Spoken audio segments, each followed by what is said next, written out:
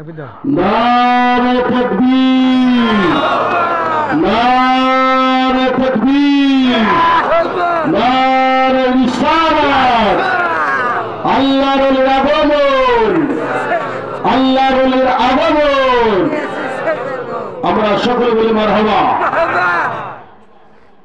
যার হাতে, যার মাথায় আল্লাহর ওলির হাত পড়েছে, এই মাথাটা যেন আল্লাহ বরকতময় করে। যারা বলেন আমিন। আমরা সকলে বলি আমিন।